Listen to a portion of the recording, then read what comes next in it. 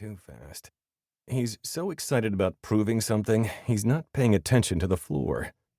3 steps, and he lands on a chocolate-frosted donut that causes him to slide forward. It interrupts his flow, which is all the opening I need.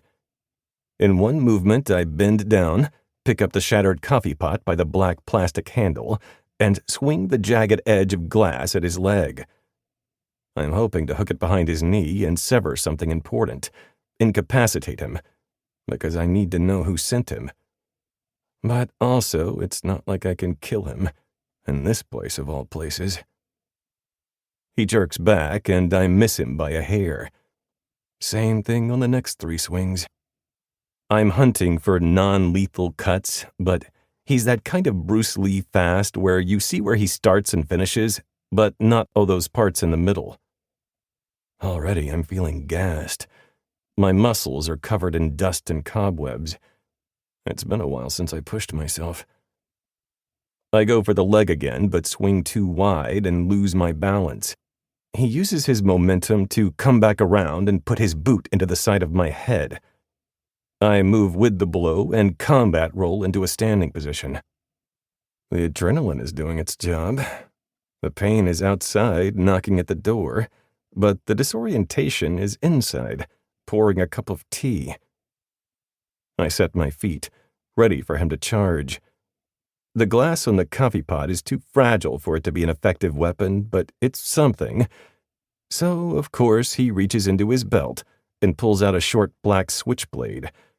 It looks sharp enough to cut through the hull of a tank. Another sign of his confidence. He could have knifed me at the start. I didn't hear him until he was right behind me, which is not the kind of thing most people could brag about. He's here to test himself. He holds the knife behind him, away from where I could effectively counter or knock it from his hand. He puts that veiny left forearm out like a shield. Knives are dangerous in the hands of idiots, but there's nothing worse than someone who knows how to use one. He takes small steps toward me now, gauging the distance, hopping forward a little before stepping back, daring me to swing. I'm matching his stance, forearm out, wrist facing me so he can't get at the tender part on the inside. But I'm desperately outmatched. What this guy doesn't know is that I will do anything within my power to avoid killing him, even as the most savage part of me roars with hunger to do just that. While he puts on a show, I take a moment to breathe. Inhale for 4 seconds, hold for 4, breathe out for 4, hold my lungs empty for 4. It calms my nervous system enough that I can focus.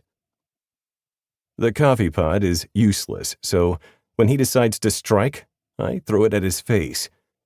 He turns and staggers slightly to protect his eyes, which lets me come around low on his dead side and go for the knife. If I can control it, I might be able to walk away from this with a few cuts, maybe some light puncture wounds, without taking it handle deep in my chest. I get one hand over his wrist and the other over his hand, then shove my shoulder into him, creating distance and pushing the blade away from me. From here, it's chess at 100 miles an hour. If I can throw my knee into the back of his, I can fold him to the ground and gain control, get the knife arm down, use my leverage to keep it there. But he's strong.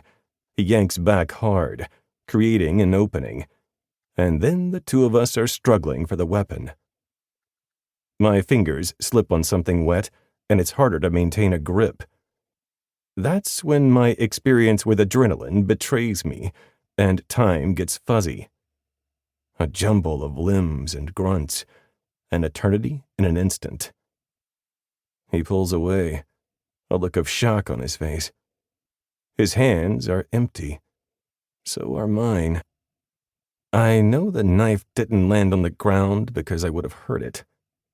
My heart is flooded with an acidic sense of regret. Almost made it to a year. I search him for the knife's handle, hoping it's a non-fatal wound. I can apply pressure, call an ambulance, tie off a tourniquet, whatever it takes to save this guy's life.